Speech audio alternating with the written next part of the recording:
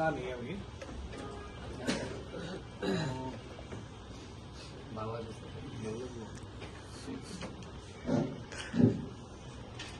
আদাব, সালাম, নমস্কার।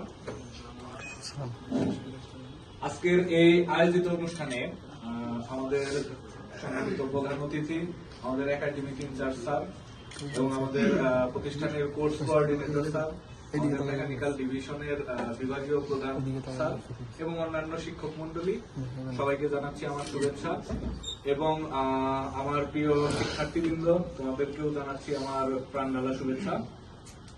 আজকে একটা বিশেষ দিন, সেটা হচ্ছে CPI automobile club, mechanical club এবং মেকানিক্যাল ক্লাবের কমিটি দেওয়ার দিনটা সেটা।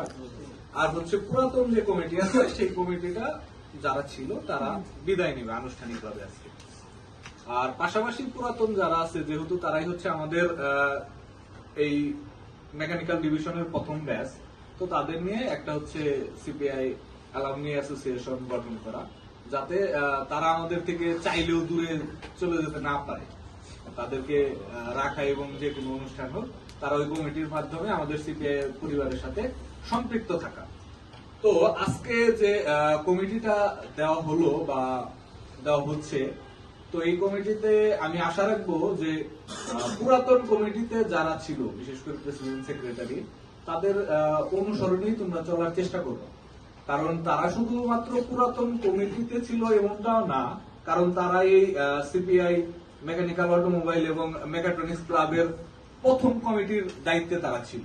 এবং আমি খুবই আনন্দিত যে তারা যেভাবে ক্লাবটা চালাচ্ছিল প্রথম কমিটিতে থাকার পরপরই, তারা খুব ভালোভাবে, মানে প্রথম মেম্বার হিসেবেই তারা খুব ভালোভাবে ক্লাবটা চালাচ্ছিল। এবং তারপর তারা ইন্টার্নশিপে চলে যায়, যার কারণে বিগত কয়েক মাস ক্লাবটা ওইভাবে চলে না। তোমাদেরও এক্সাম ছিল গত 2-3 মাস ধরে, নির্বাচনের কিছু ব্যাপার ছিল। তো যাই হোক, সেদিক থেকে নতুন করে আবার কমিটি দেওয়া, তো আমি আশা রাখবো যে তোমরা পুরাতন যারা ছিল তাদেরই ধারাবাহিকতায় চেষ্টা করবা আরো ভালো কিছু করা যায় কিনা।